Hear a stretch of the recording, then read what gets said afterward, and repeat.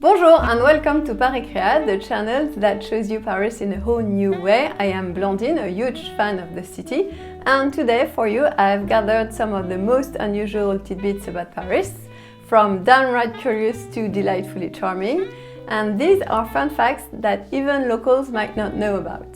So, let's dive in and start with Maison Radio France. It's the French radio headquarters. It has a Cold War secret. It sits on 14 nuclear bunkers as a basement.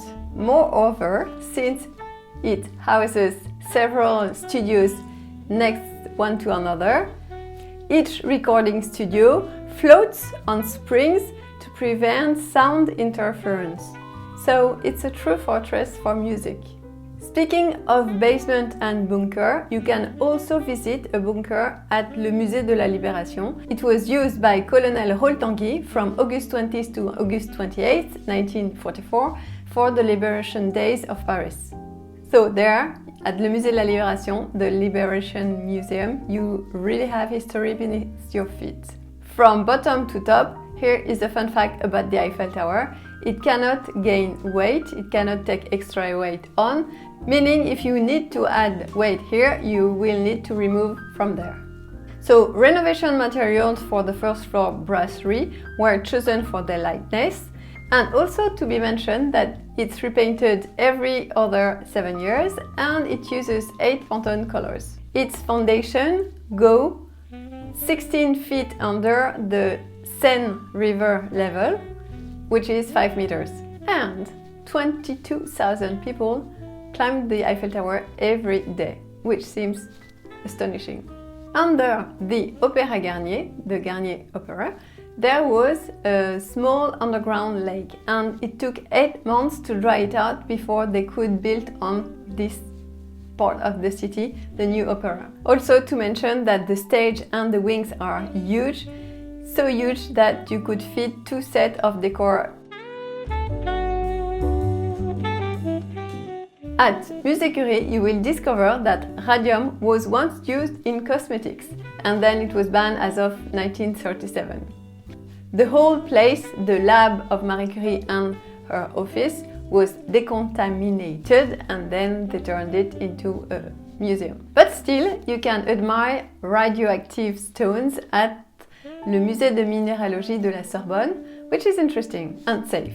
At Citécom Museum, which is a very beautiful place, you will discover an old Bank of France building, and there you can descend to the vault and see the original banknote printing machine. So it's banking history like you've never seen. At le Musée de l'Hôtel de la Marine, you will discover that the royal furniture back then had so many secret drawers in the desk that they had to have official mechanics to take care of them, and that this exact building has a replica in Philadelphia, USA. The Musée d'Orsay is surprisingly young. It opened in 1986, but the history of the building is wild. It was built in 1810.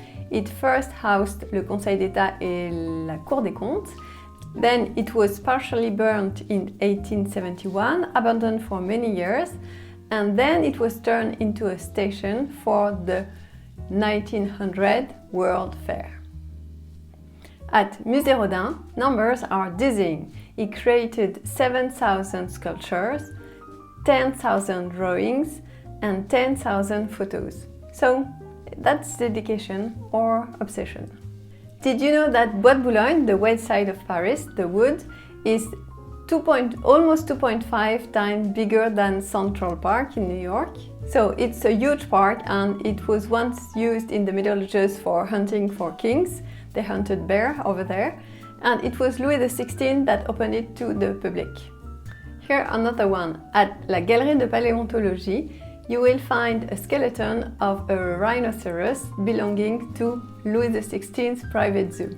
Paris has its own little nods to the Statue of Liberty. You can spot several replicas, one in the Museum of les Arts et Métiers, the Crafts and Arts, one at Orsay Museum, one in the Luxembourg Gardens, le Jardin du Luxembourg, And even a tiny replica is to be found on a César sculpture called Le Centaure. It's a tiny one and it's on Place Michel Debré.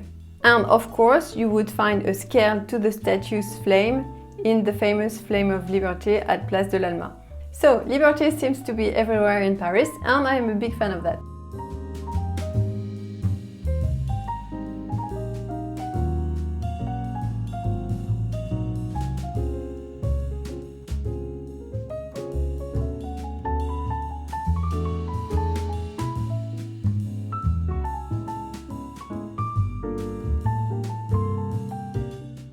You can find in Paris two Foucault pendulums showing the Earth's rotation, one at le Musée des Arts et Métiers, the Craft and Art Museum, and one at Le Panthéon.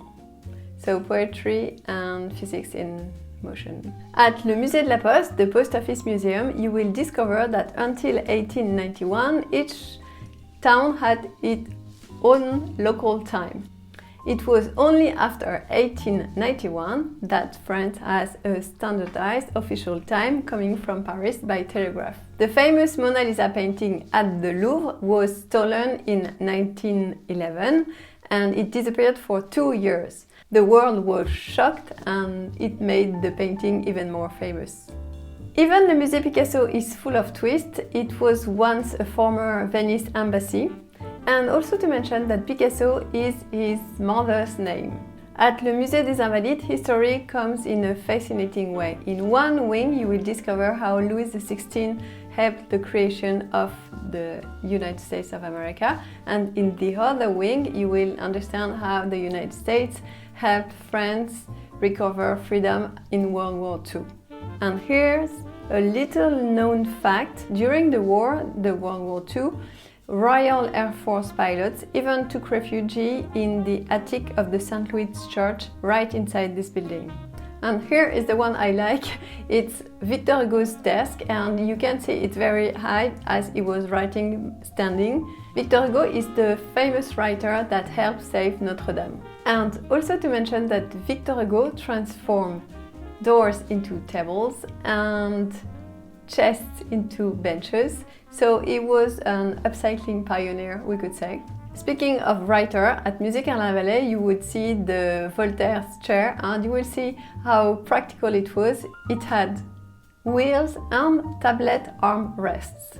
The Tuileries Garden was originally created in 1564 at Catherine de Médicis' request, and she wanted something like the palaces she remembered in Florence.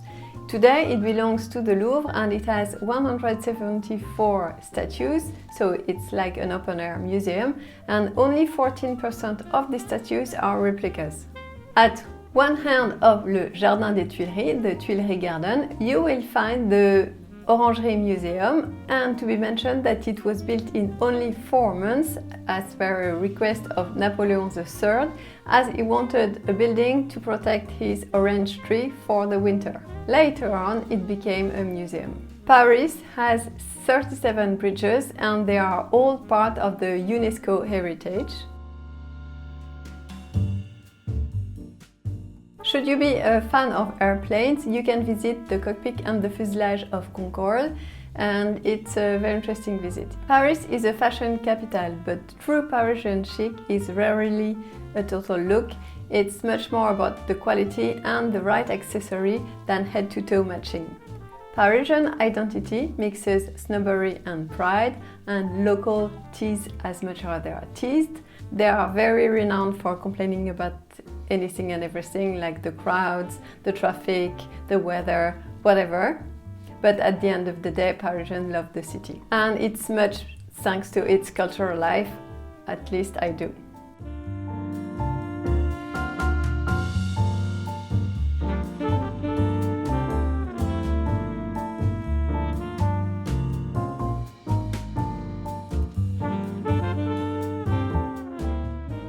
Et voilà, I hope you enjoy exploring these quirky fun facts of Paris with me today.